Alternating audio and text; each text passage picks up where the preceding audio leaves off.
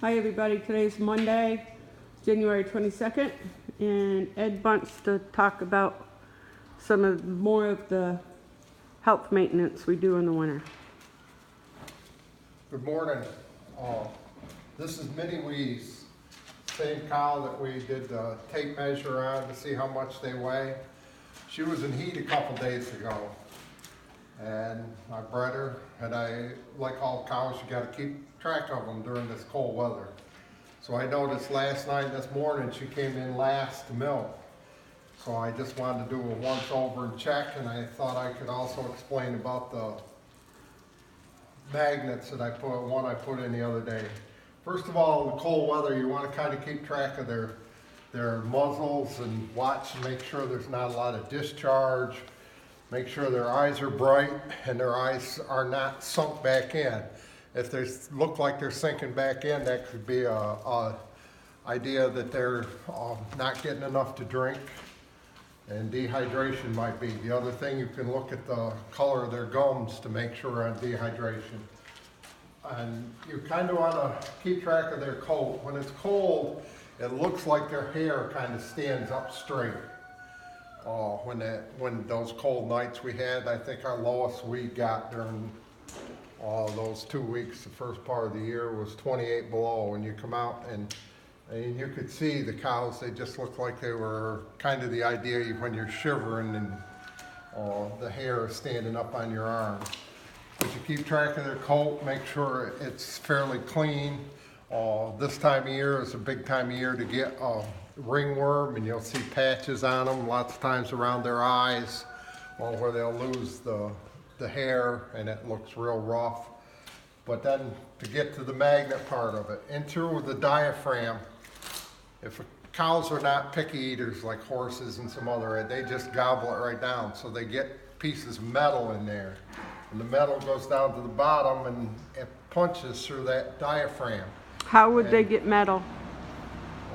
Off your machinery, might be in a bale of hay, might be a lot of people chop stuff in there on your mixing wagons or feed wagons. They have big magnets in them, but that doesn't always get everything. Bales of hay. So no matter how careful you are, you can still get it in there and not know it. I mean, you'd have to pick through every little thing. And if they're out eating out there, and somebody was walking along through a pasture and dropped a nail out of their pocket, anything like that. But that will put pressure on their heart and lungs, and it makes them walk like they're walking on eggshells. Another thing you notice is they'll stand, they'll try to elevate their front. Like if there's a curb, they'll stand with their front feet on the curb. That takes the pressure off. But another thing that you do is you just take your hand, and if you squeeze right there, if they try to go down and get away from your hand, then it's a good chance they don't have a problem with it. What I noticed on the other cow the other day when I squeezed her, because I didn't think her coat was fine, looked good, and she just didn't act right, and she didn't really go down, she just kind of stayed there. Lots of times you'll actually feel them push against you. And then you take, these are the magnets, these are the kind I use. They're coated with I guess it's like a rubber plastic. But the way I test for the ones I want is I put them on, there I go. Is I put them on my fingers, and the farther I can push them down and get them to hold through the thickness of my hand, that to me means it's a better magnet. And these were the best that I got the last time I picked some up from a fella. And usually you only put in one. But I have a veterinary now, Jack, who one day I had a cow that I was having trouble with. I put one in her, and you kind of knew that was her problem. He said, put another one in. A lot of people say, oh, you can't do that. Well, he did a little test for me. He took one magnet, threw it in a pail with a bunch of feed in it, shook the magnet around so it was all covered up and we didn't know where it is. And then we threw the other magnet in and kept shaking the pail and then dumped it out. And they found their way to be together. So you just kind of double the strength of the magnet by putting two in. And it just so happened I put the other one in that cow, and within 2 or 3 days, she was a completely different cow. Well, that's a few things that we watch for: the eyes, the nose, So you don't think she needs a magnet? Is that what you're saying? No, this one doesn't. The other one I had did. The Holstein. You know, I just think that she's Sourpuss. kind of worn out. She's a bigger cow. There were 3 cows in heat. They were running around, and I just think she's a little tired. Needs a couple days.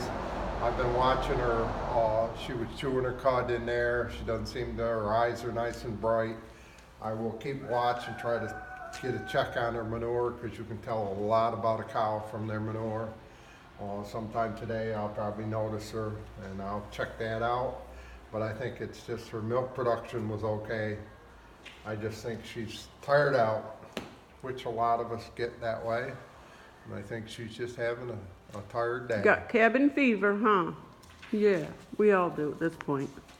Well, I hope that gives some people a few of the ideas of what we do and how we try to take care of our animals, especially during these real cold snaps.